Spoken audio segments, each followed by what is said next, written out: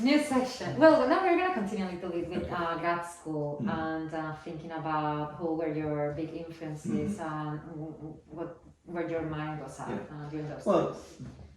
the big influence and the person I'm clearly, in my mind, most indebted to is D.C. Lau. I mean, I mentioned this before, but that he tutored me reading Chinese and told me that if it doesn't make sense to you, it's not the writer's fault, it's your fault, because they knew what they were talking about. He also told me once, I went to him and I said, oh, look, there's a joke that where a friend of Guyan Wu makes a joke in the morning, and he said to me, very, very careful about what you think is a joke in classical Chinese.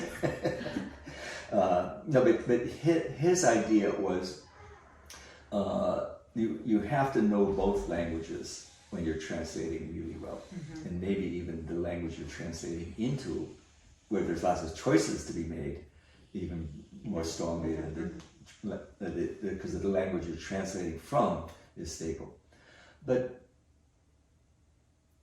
I would say D.C. Lau was my biggest influence, although he didn't teach me anything about the 17th century. He didn't care that much about Chinese history. But the thing I think I learned was to respect the texts from him, and that to take them seriously, and that they can be read, and that you shouldn't impose your will on them, that you should figure out what they're trying to tell you rather than what you think they say. So when I went to Harvard, I had sense enough to realize that John Fairbank was a very influential person, and I wasn't that interested in late Qing history, 19th century history, but I took his seminars and so on. And I never took a seminar with Benjamin Schwartz, because at that stage he was only doing modern politics, but we did at least 2 reading courses together, just reading stuff and talking. And it's from Benjamin Schwartz, I don't know if you ever noticed this, but with Benjamin Schwartz I learned that if a student seems to know what they're talking about, change the subject. Don't waste time listening to a student tell you what they already know. Yeah, that explains so much to me once again. This has been so informative. Yes, I'm giving away all my secrets. Yeah. No, but I caught on fairly quickly that that's what he would do, so I would expect it. But he was getting, without his formally being my teacher, I didn't do generals with him, but he was very influential on me. And then of course Ellis Young was my main advisor. By the time I was finishing, then he was getting sick and was having a hard time dealing with things. So, but all of my teachers, Crane Brinton, I did a general's field with him in European intellectual history. I told Fairbank I was going to have Crane Brinton as one of my fields, and said, he doesn't work with us. But 17th and 18th century Europe was much more relevant to me than doing 19th century or 20th century American intellectual history. So it was good. So what happened after grad school? How did you find your first academic job? Well, so I was finishing I'd spent a year in Taiwan, and then I had spent a year in Europe at the Vatican Library in the Bibliothèque Nationale, because that's where all the Jesuit books were. Oh. That they were not, now they're all reprinted in Taiwan. Basically, they reprinted the copies I used from the Vatican Library in the Bibliothèque Nationale. But I had a Harvard traveling fellowship to be in Europe for a year, and then I came back for my final year at Harvard, and there were no jobs, which is, we all feel that when we're finishing up, there's no jobs.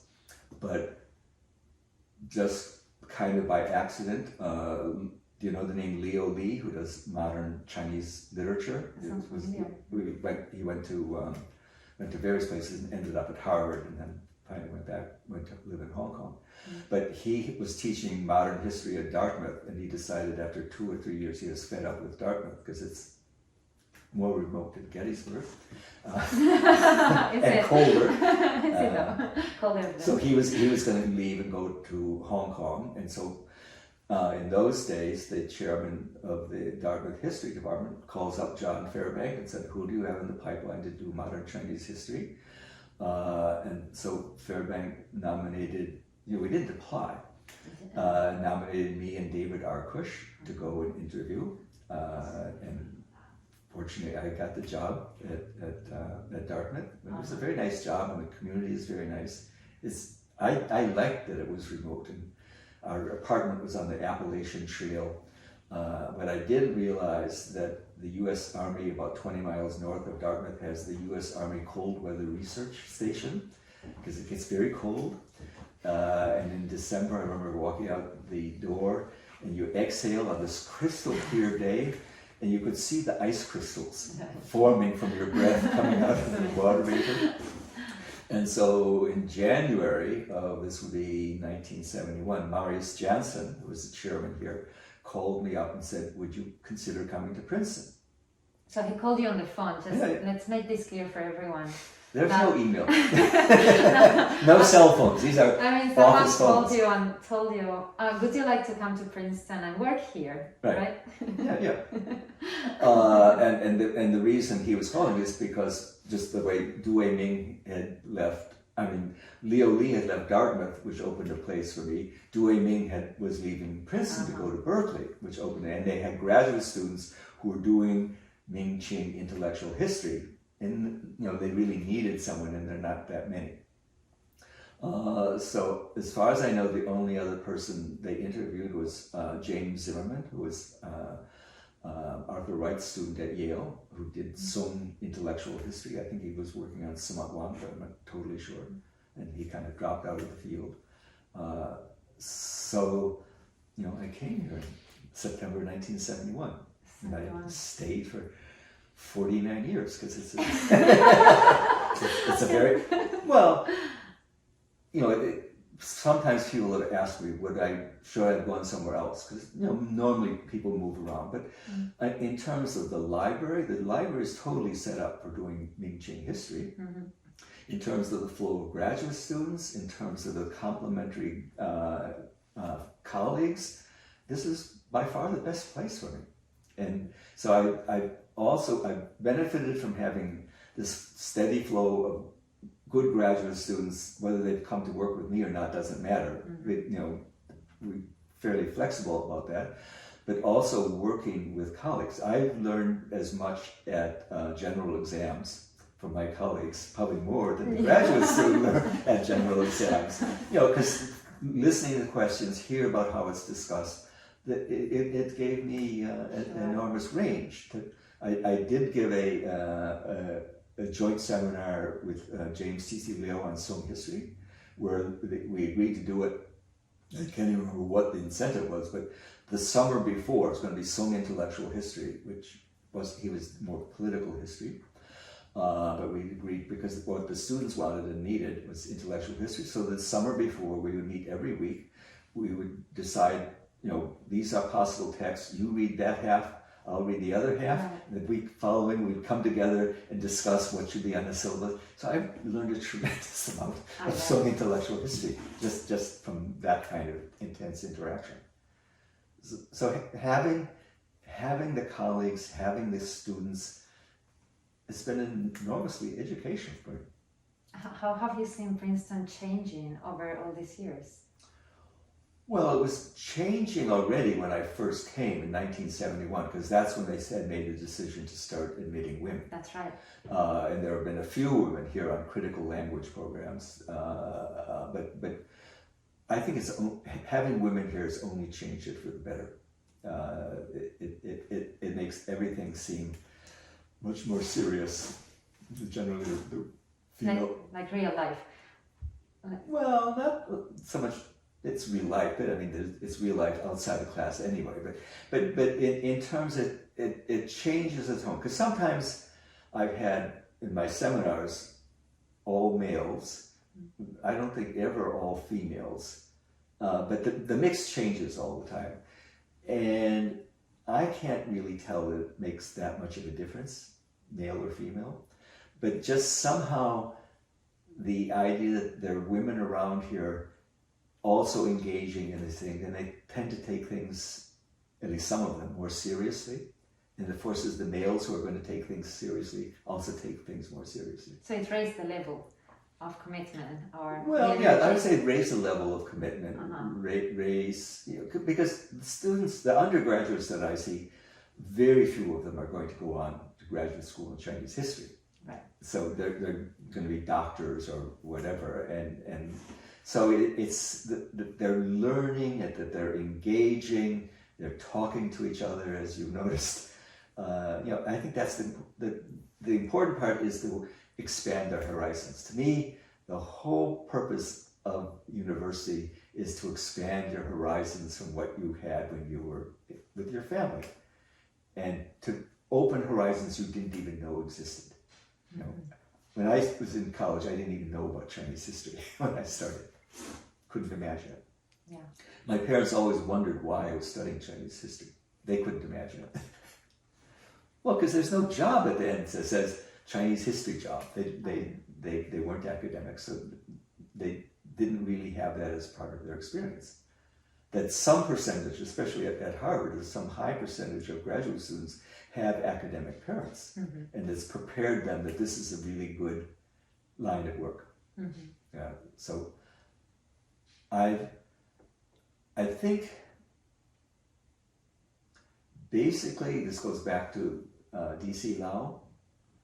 I think basically working with D.C. Lau convinced me, although we're not in the same fields or anything, we don't operate in the same way at all, but that this is the kind of life's work I would like to do. So I'd seen the professor's lifestyle when we had seminars in their houses at Rochester and so on. That Harvard, Fairbank would have tea for selected people. He once sent me an invitation. I thought he sent it to everybody, and I didn't go.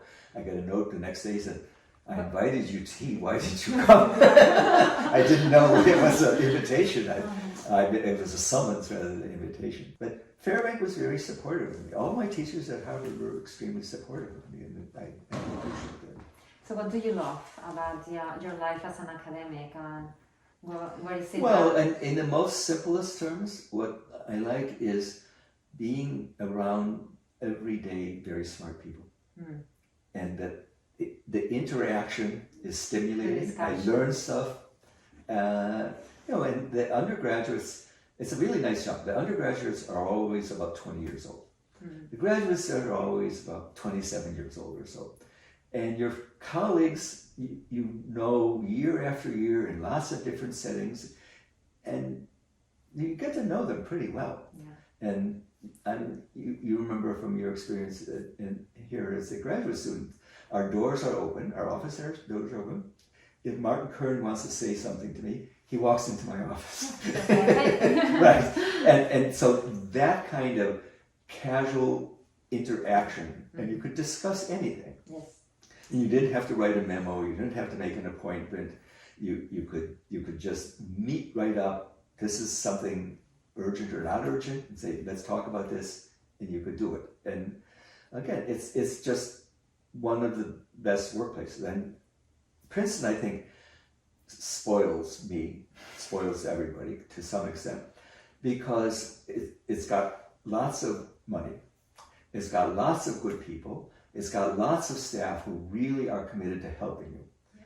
If you've got a problem, they take it as their task to solve it. They're not ordinary bureaucrats who say, I'll get back to you 2 weeks from now. Absolutely. And it just makes life very easy. Yeah. So I can't imagine a better work-life experience. That I've always been able to walk to my office and never having to spend a minute commuting, because walking to my office I don't count as commuting, because if I don't have a cell phone, so I walk to my office and I think, and no one is talking to me. And also it's like 4 minutes. No, it's about 12 minutes. Oh, wow, okay. You have to go very fast to make it. Is there anything that you don't like, though, about being a scholar, about life as an academic? Not necessarily here at Princeton, but in... Well, when I'm doing it, I really don't care that much about grading exams, especially undergraduate exams in the final because it's kind of disappointing at how little they've learned compared to what you put into it and what's coming out the other side. Some of the bureaucracy is a little annoying, more meetings than you probably, any kind of job, it's going to be more meetings than you really need, except actually meetings are a way of socializing, even though the topic doesn't matter, but actually being together and talking about something does matter, to feel that you're involving people, that you're connected with people, and so on. I think probably the hardest part of being academic, at least in this environment, is when someone doesn't get tenure. That's, because you've grown up a relationship. You've grown up a relationship, you've made a commitment to this person, you've kind of made promises to the person. And it's very difficult. And it's supposed to happen, but when it does happen, it's not too comfortable. But again, it's not something I would hate the job for because of that, but if someone could figure out some better way. But a long time ago, my older brother was a PhD student at the University of Chicago in economics, and there was a George Stigler, professor of economics, who wrote a little book, you may want to look for it, called The Academic Marketplace. And it was all about the son of a dictator in a South American country didn't like the academic system the way it worked, and he could design a better one. And every 2 years he tried different. He was the minister of education in his father's dictatorship. Every 2 years he changed the rules, trying to make a better system. He never came up with a better system than basically what we have here now. Well, one of his ideas was every 2 years have the existing professors sit in a competitive examination with anybody. Assistant professors, graduate students, outsiders, anyone could take this exam, and then North American professors would grade the exam. Well, very quickly, the economics professors in the South American country realized they could get in touch with their American friends at these universities. They would be the examiners, and guess who passed the examination? So any system you can think of, somebody can think of a way to game it. And for all its somewhat harshness, because if you go through tenure and get tenure, then you feel really very good. So it's when it provides that filter, because no matter what field you're in, people don't like to lose their jobs. So it's always awkward in all kinds of ways. Even more in academia, because there are so few academic jobs in your field that you're a suitable option for, so it's harder. But I've been extremely fortunate, because as I told you, the job unexpectedly came open at Dartmouth. The job unexpectedly came open at Princeton. and just at the right moment, and so I had nothing to do with that. I mean, it's just totally fortuitous, totally a matter of luck. Well, not completely. I mean, they called you for a reason, right? Yeah, no. I was available. The system was different, but you have demonstrated your skills. Right. No. I think in both cases, from my point of view, they made both Dartmouth and here made the right choices. I agree. No. Well, just in terms of how things have worked out for the other people, but basically, if more places could be like Princeton, because state universities, there's more rules and more bureaucracy, and you asked me before how things have changed, and the main way I would say Princeton has changed is more and more it's administered like a corporation. That when I came, Marius Jansen could meet the dean of the faculty walking across the campus and say, can we do a job search next year? The dean of the faculty would say, yes. And now you've got to do paperwork and make justifications. That doesn't happen anymore, anywhere. No, it's the federal, a lot of it is federal rules. There's more paperwork. So you have to, in all job searches, you have to report the gender and racial identity and so on of all the candidates and so on. And in our field, it's probably not that relevant. Maybe gender is, but I hope not. But. I mean, I think it's important to have representation, Sure. Of women, and also in our field in East Asian studies to have East Asian scholars represented too. But just the way things have developed, there's more and more Asians in American universities, in all departments, not just in East Asian studies. Absolutely. So in Princeton, again, partly because of money, that most of the departments have been able to run themselves in a fairly autonomous way. That if the administrators are convinced that you're making good decisions, you make good decisions. Once a department gets in trouble, then the administration has to start interfering. That's then usually not a very good situation. Right. But our department, I think, has, since its founding in, I forget, 1968, 1969, except for some years, we mostly have, all through your experience, it's run pretty well, right? Absolutely. You have influenced so many different generations of scholars. You have mentored them. I've been here a long time. So Right. So do you have any particular memorable experience with your students that you would like to share in your role as a teacher? Well, I think all experiences are different. So we're not mass producing PhDs here. Everyone is handmade from my point of view, so they're all different. I think when I hear that they get a job or their book is published, it just makes me feel good. but I mean, I don't think there's any particular experience. I mean, you come as a first-year student, you don't know quite what you're doing. We don't quite know what you're doing either. But the whole point is that you grow and develop, and our job as faculty is trying to help you do that. What I appreciated about you in particular as my mentor is that you never answered my questions. Probably didn't know the answer.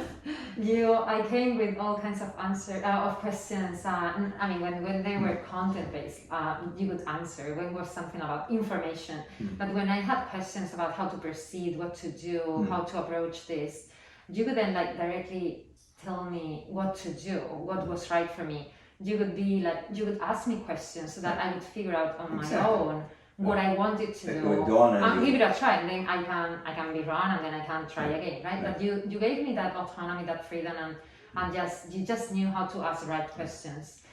Well, again, it's from my own experience, because no one told me to write a master's thesis on Gu Wu. That the one kind of exception is after I passed generals at Harvard, then I knew I didn't want to work on Gu Wu because I knew it was too big of a subject for a dissertation. And so I looked around at other people. I knew more names in the 17th century by this time. And I thought Fang Yizhi was really interesting. I had 2 or 3 backups. And so I went to Ellis Young with this proposal, maybe Fang Yizhi would be a good research topic. And he said, let me think about it. So he was going to answer, but so he didn't make me think about that. He was going to. So the next day we talked, and he said, Fang Yizhi would be a good topic if you focus on his interaction with Western learning. Don't do all of Fang Yizhi, but just that one aspect of Fang Yizhi. You'll be doing something that Chinese scholars can't do. You'll be doing something that has not been done, and it will be a useful contribution. So that's one of the few times I accepted advice, and it worked out fine. Yeah, your method is just so unique. And now, listening to your history and how your formation and your influences, it's everything But in your seminars here, the teacher talked all the time? No. There were not lectures in that traditional sense, but they were more guided and more structured. Whereas we would just sit and read a text together and translate. And in translated, we would make choices, and you would question those choices, right? Like, what do you mean by this, right? No, but that's basically what I learned at Harvard. That Ellis Young and Fairbank and the others, they never read. We had to read, we had to do the work, and if we were going wildly wrong, either another student would correct us or the professor would correct us. So, I mean, that's how you learn to read texts. So what would you say is like, what are the best qualities of a teacher, a mentor, and a scholar, which might be different qualities for each one of those roles that we play when we work at a university? I would say they're all the same. So? Well, it's all engagement with this production of, I would call it the advancement of learning.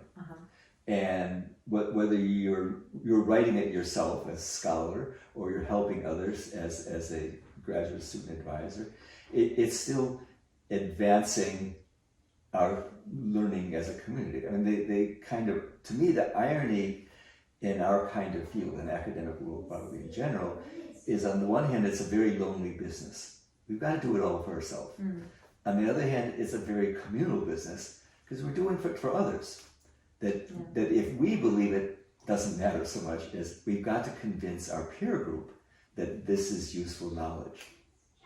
Ellis Young used to have this image, which I didn't like, of it's just another brick in the wall of knowledge.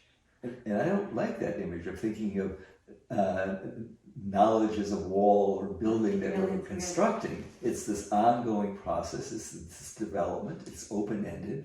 We don't know what's going to happen, and we're going to try things. You know, and that a certain number of PhD dissertations don't work out.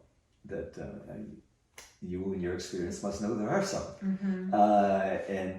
Or there are various graduate students who it dawns on them, they've been students for a long time, very successful students, but they don't like doing that scholarship step. That's kind of scary.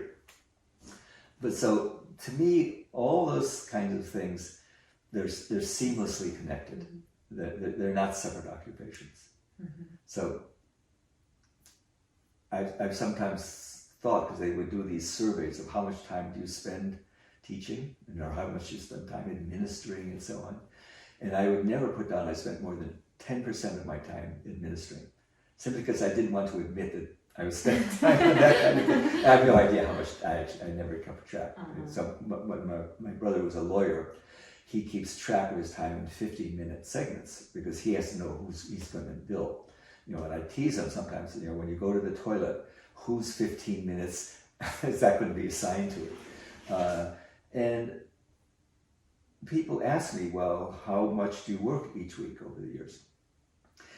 And, you know, if I take a Friday off, but I'm working all day Saturday and Sunday, does that count as work? Well, even if I'm but the good part of the job is that when you're thinking about it, you're thinking about it. And that's doing it. That's true. And I like that part of it. I like the thinking part. I like the thinking part much more than the writing part. And I like the writing part more than the editing part. But you know, if you think of all the time I've spent editing other people's work, it's one of the things I've noticed that I enjoy in being retired is I read with a pencil in my hand much less. So I've been reading a lot of English and French history, and I can read that. I don't have a pencil in my hand at all. If I have to read like Nick Hunter's book, just inevitably I start to make little marks in the margins. So reading without correcting. Oh, I kind of correct her. I say this person is making a stupid argument, but I don't have to write it down. And reading beyond your field also is something that you have been able to do throughout your career, to read way beyond your field of expertise. It's something that many people complain that they don't have time to do, that like read just for joy or out of interest in something that is not related to your work. In the years I've been retired for a year, I've read more stuff that's not relevant to my work than probably ever.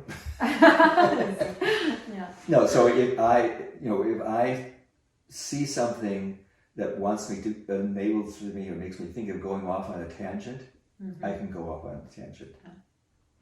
So I could give you a long story about my reading in French and English 16th, 17th century history, but I went in through Shakespeare, and I don't know if you know Hilary Mantel, who wrote these 3 novels about Thomas Cromwell, which gives you it's fiction, but it gives you a very good sense of what life was and politics were at the beginning of the 16th century. I wish someone could somehow imagine doing that for Ming China, and how court life was actually, and how the interviews went, and who sat where, and what they ate, and how mean they were to each other, and so on. But just being able to go off onto tangents and say, oh wait, I don't have time for that. I've got a student paper. Actually, I have 3 student draft chapters on my desk, still, which I procrastinated about. And someone else sent me a draft chapter of a book he wanted me to read, and I said I'll get to it, but I still haven't gotten to it. But I will eventually. But it just the pressure of responding to pieces of paper, people's needs for me to look at their piece of paper or pieces of paper is quite different now. Of course. So this isn't work having this interview. This doesn't this doesn't come. This is a conversation. Right. What would you say that you're most proud of having accomplished in your career? I would say that's very hard to answer. That you mean in my scholarly career or my lifetime? My scholarly career. Okay, let's do your scholarly career and also in your life. My life it's fairly easy for me to answer. My great accomplishments. One is marrying Toby. Another one is building a house. Another one is having a dog, and a dog that I was intimately connected with. I really my dog died before you got here, I think. But I learned a lot from this dog, probably almost as much as any student. And then the 4th one would be learning how to do oil painting. And so all these things, I couldn't have another dog because this dog was so good. And she's raised my expectations too high and unfair. That I haven't gone back to painting. I haven't painted for maybe 20 years, but I know I could do it, kind of. So those are easy as accomplishments. And my house, I still cherish the idea of building a house. Of course. And but in terms of my scholarly career, then I would say I'm very proud of my Guyan Wu thing, because it was the first thing that I did. It wasn't the first thing I published, but it was the first thing I did. I still like my book on Fangijur, Bitter Gourd, which a lot of people I think don't understand what it's doing. But do you know Zoya? Yes. So she sent me a nice email the other week that Hilda de Wert, who posted, I don't know where or why, but she posted, there's this recent book by Zoya on Shenhua, and she likes it, and it's like Peterson's Bitter Gourd from many years ago. And she had a picture there too, and of course that pleased Zoya, and it pleased me. So a few people have told me they like Bitter Gourd, but most people I think didn't get it. I think my article on Shizhuan is still getting it in a way that I asked A.C. Graham to read it. I was in London for whatever reason. I asked him to read it, and corrected. So he gave me some interesting corrections about some of the English grammar. But he said, you know, this is good, but everybody knows this. And I said, no. No, that's true. Maybe he knew it, or after reading it, but I realized why I took that as a compliment. It meant that he didn't find anything that he would strongly disagree with. It made sense to him. It makes it made sense, and of course, anyone reading it carefully would think this, which I knew was not true. But Right. so I was pleased with that, and it's still cited, and my little piece in Sung Studies on Li and meaning of Li in Jushi's terms. Whether coherence is the right translation doesn't matter, but it seems to me to understand a word like Li, our understanding, never mind our translation, has to fulfill a certain set of criteria. It's not one concept, it does a lot of work. It's a hugely powerful idea, the way Jushi was doing it. And so I'm still persuaded, I might rephrase some things, but I'm still persuaded that I got what Jushi was trying to do. Some of my smaller pieces of when Matteo Ricci is going to China and the what to wear was an anthropological way of looking at this choice of how we dress. And it was given at a conference which is mostly for anthropologists. And my point to them was, when we go to another culture, we're actually functioning as anthropologists, and we're both fitting in and not fitting in. We're participating and distancing it all at the same time. And Matteo Ricci was doing that, and you can emphasize one side or the other. Most people emphasize his fitting. But Matteo Ricci was never confused, as far as I can tell. He was a Jesuit. He was there for his purposes, and he was acting to, the usual word is to be accommodating, or adapting, we would say now, to the local environment, and he did it very successfully. But to see how people would make, because all of us in our field cross borders, and what happened, we don't usually think about us being transformed in the act of crossing borders, but we are. I remember once at there's a junior seminar in our department for junior majors, and they asked me to have them read something.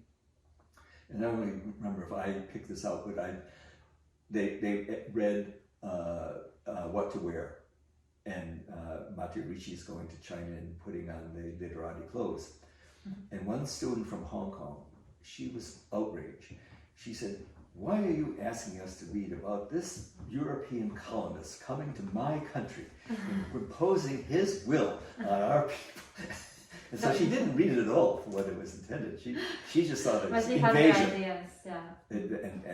But when I think there should be more written about when anthropologists go into another society, what do the local people think about that person? Because the anthropologists tend to think they're anonymous, they're invisible. They're just observing, but the local people know they're not.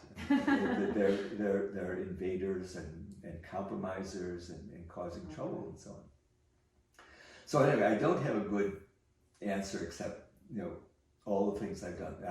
I'm realizing this second that I'm not mentioning anything about the Cambridge history of China. That's right. We just spent a lot of time on it. But I'm pretty convinced. So I had to write 2 chapters for the Ming Cambridge history of China because they asked me, and that was my field, and so I did that. And then Dennis Twitchett had the office, which then became my office when he retired. So we were talking about his retirement plans, and he said, it's going to be awkward, because we have this National Endowment for the Humanities funding.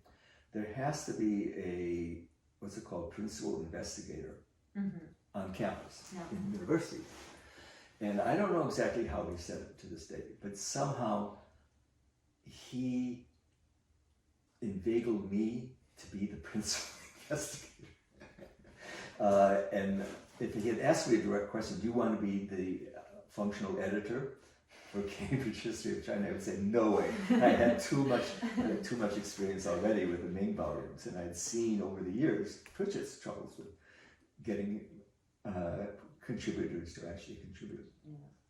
But he got me to agree to it, and then the first volume, because like 2/3 of the chapters were already there, they need radical work to be updated and edited. And then I recruited some other chapters, like the one on women. There never been a chapter in Cambridge History of China on women, so that volume is the first one to have women, and other stuff like that. But the contributors were easy to work with, very prompt, and it went very well. And we also had a staff person who didn't know any Chinese, but he did the word processing operation very well. And so if you look at Cambridge History of China, Volume 9, Part 1, which we'll never do because it's in history. You know me so well. But I didn't realize he was having Chinese undergraduates enter the Chinese for the bibliography. Oh. And they would just randomly select characters for people's names. They didn't care. They were paid by the hour. And they would just, and so I recruited Lu Yang to help me. So he and I went through the draft, the proofs for the bibliography, made tons and tons of corrections. And the Korean printer just paid no regard to it. And so it's the people in China who are translating Cambridge History of China into Chinese. You know, they send me 300 items that were wrong characters in the bibliography. But so it's the part 2 that I realized I had to take responsibility for that. So it's much better. But I mean, I spent a lot of time on Cambridge history, and my feeling is, in some ways, because I would feel this, in some ways it's seen as kind of low level and not something you should cite. Because it's work as an editor? Well, because it's the purpose of Cambridge history, all the series, not just the ones in China. Twitcher told me this is the Cambridge Press's view, that it's really intended for first or second year undergraduates and really bright sixth formers in England. So it's not intended for a popular audience. It's not intended for specialists. You know, in Cambridge History of China, it's useful for specialists, especially students doing generals and so on. Even if you think you know something, to skim through those to find out what you don't know, it's actually helpful. I mean, you've probably read Cambridge History of early China. I Some did of it. For my generals. Yeah, right. So as generals, especially if you're doing a broad field, they're still very useful, but mostly people don't want to cite them. I look at it as a reference work. Yeah. It's always there for reference. Yeah, exactly. So it needs to be updated every once in a while. Right. Well, they still haven't finished. Volume 2 is out. I think Volume 4 is still not out. Once Volume 4 is out, that will be the last one. And then in 20 years, they'll be ready for a new Cambridge History of China. Right. If they still print books, who knows? So you mentioned that like chapter on women that hadn't happened before. So how have you seen the field of Chinese studies and sinology changing over the years? Not only in regards with women, just like that came to my mind before. Well, I mean, the topics, but even in the history field, never mind China, the history field, the topics of lower stratum of society, paying more attention to that, popular religion, getting away from history just being about the elite. That clearly is a trend, and there's a much more economic history, but especially with China because of the numbers, economic history isn't still that strong. Intellectual history, when I started, wasn't even a known field. Now it's pretty well established as a field. But I would say the biggest change is the degree to which specialization is accepted. Okay. And that for sure a dissertation has to be specialized, but the whole point of generals is to make you broader, and people tend to forget about that. So I feel sorry for people who spent their whole careers working on some very, very narrow topic. And there are some people like that, but well, Professor Yang is my teacher, and Twitchett too, for that matter. I mean, they were very broad in what they could do and what they supervised, and Ewing Sure covers everything, and if it's written in Chinese, it's a source that he can deal with. And especially from the point of view of what I think is my main field of Ming-Qing intellectual history. You know, I realized long ago, actually, when I was starting, that the people writing books in the 17th century in China had read all this stuff. And if you didn't come close to reading what they had read, you're never going to figure out what their problems are, what they're engaged in, or where their vocabulary is coming from. So it's reading people like Guya who drove me back to looking earlier. You know, one of the main reasons I wrote about the Shizazhuang is I realized, where's all this vocabulary coming from? And every time I look, sometimes they just say Iyue to change that, but usually it's the Shizazhuang itself. And so you have to read. That's where the problems come. That's where these guys that I was working on, that's what they were reading, that's what they were engaged in. And do you think that's something that doesn't happen so often? I think it happens very rarely. I mean, it's happened before earlier, I would say, in European history. So that people at Seville University who are teaching Heidegger, that's the only thing they know about. Yeah, how much do they go back to Aristotle and Plato and Augustine and so on? And these are cultural traditions that keep enlivening themselves. And it's the enlivening part that makes things change, and to pretend it's all the same. Because I think there was a kind of prejudice as I was getting started that you didn't need to worry about Song Ming history because it was just imitation of ancient China. And you could just do ancient China, the rest is just footnotes and derivatives and so on. It didn't really matter. And so ancient China, for a lot of the great sinologues in Europe, I think they thought that way. Balash was one of the people, I think, who started thinking about the 17th century was important. But most of the other ones stayed in early China. And it is more, I think, Fairbanks kind of people who thought, well, China, importantly, only starts with the Opium War. Everything before that is just more of the same, recycling over and over. Because I talk about this in the introduction to part 1 of volume 9 of the Cambridge History, because that volume is between Fairbanks volume 10, which is 19th century, and Mote's Ming volumes. And Mote and Fairbank have like totally opposite points of view of what's going on in Chinese history, and I'm stuck in the middle. But Fairbank's title of his introduction is called something like A New Order for the Old Order. And the old order, new order meant 19th century China is going to change radically. Old order was everything before. And so my interest in Qing Dynasty history is to show how much was new that was being developed by the Manchus. They really do make a new order. So the old order is really a 18th century order. And I think Fairbank, there just weren't that many people working on the 18th century. He wanted me to work on the 19th century. So my first paper was actually 1820s, ideas about money in the 1820s.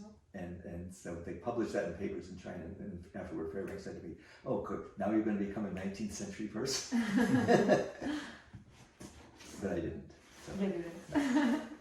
Okay, new question. Okay, new question. So I'd like to know your view on the interdisciplinary area studies, like East Asian studies, versus having discrete disciplines. Do you see a future for area studies, or how do you think it should change in order to become more relevant? No, I think it's been a difficult question all during my career, and to some extent area studies started out, especially in America, in terms of which are the problem countries, and these are problem areas, and then there was funding for creating a scholarly reservoir in that, because for strategic purposes, Yes. not as far as I can tell for any scholarly purpose.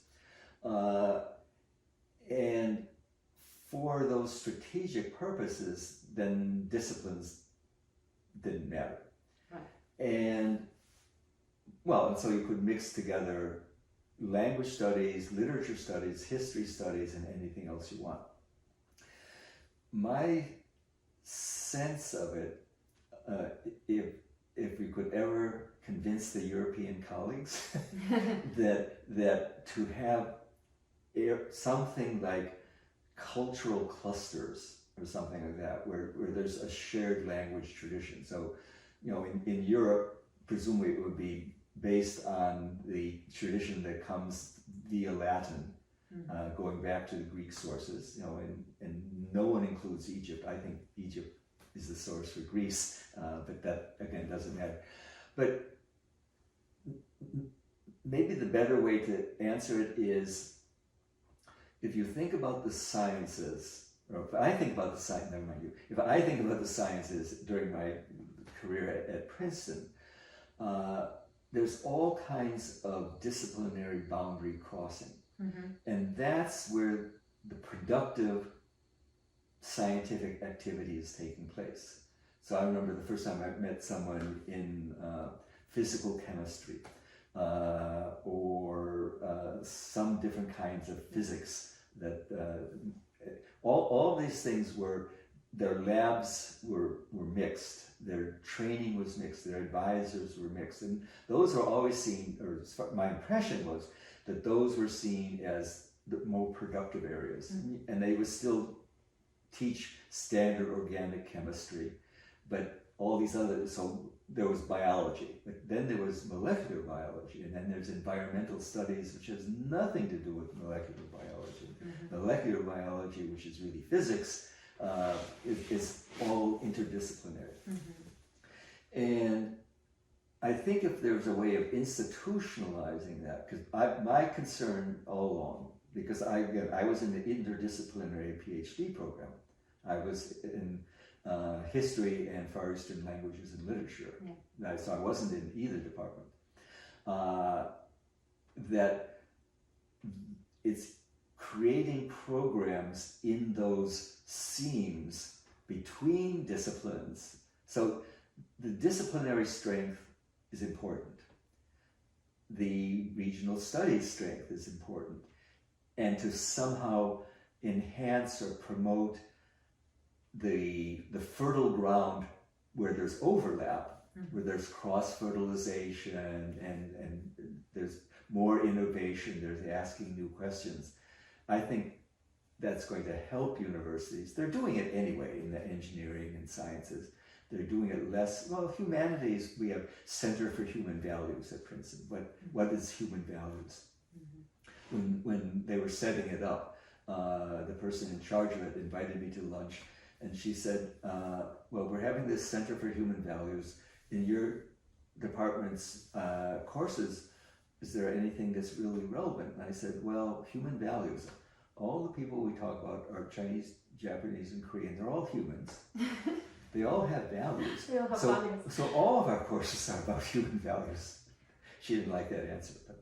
However, I was a fellow at the University Center for Human Values. It was the first time they invited someone doing Chinese something. Yeah. So they're aware of it and they try and make gestures, but they're not comfortable with it. The Humanities Council here, they occasionally have someone in China or Japan, but it's like a different language, and so we need. Oh, it is a different language. It's China and Japan. Even we push them together. They're really different cultural traditions, but I want to raise the question that I told you we shouldn't raise about philosophy. Great. It depends. What philosophy is depends on the narrowness or the breadth of your discussion. But if you think it's what philosophy is supposed to be hosting is people who are making inquiries into different and important and fruitful ways of thinking, and just call that philosophy, then philosophy department as discipline. It doesn't matter whether you're doing China and Japan there or someone else. But it's when when disciplinary departments think that there's only one way of thinking about a certain problem set, that you get in trouble. That That's I've right. had eminent colleagues in the history department, when we're talking about someone in Chinese or Japanese history, say, "Oh, we're professional historians. We know what good history is." And I said, "How can you know that? You can't read the languages. You don't know the sources. You don't know the context. You can't. You may think you know that that's good history, but you don't." So I'm not answering your question very directly, but I think if somehow institutions can figure out a way of fruitful interchange, cross appointments, that really helps everybody. Yep. And have people standing with their feet in two different places, and answering to both, and still having the disciplinary requirements for both, then it's fine. I like a lot that answer. Okay. So I think we have to finish, but before we do, my last question for you is, what kind of advice would you give to a junior scholar in Chinese studies? Keep trying to do what you like to do. What else? Just persevere. Just persevere. Well, I said this before, that on one hand, scholarship is a kind of lonely activity, because it's you and your source materials, and you and your word producer, whatever it's going to be, and you have to do the thinking. And there are collaborative things that people do, but just all the ones that I know about, it's still basically one person and then the other person. And then you talk to someone and they reply, but Right, it's not right. so collaborative. Right. Your thinking process. Right. So it's one brain at a time. It's lonely. Okay. Well, anyway, thank you very much for doing this. Thank you. If anything, thank you so much for for all this, and it's been really great to have the opportunity to interview you. Okay. Cool. All right. Well, it's strange that in the past we never take time to have this kind of discussion between a graduate student and I know faculty. we've talked about some of these things, like here and there, but like the kind of overview that you've given me today of your formative years, especially, like it made so much sense to see like the kind of professor that you became. Well, it wasn't intended, I assure you. That was great. Okay, good. Okay.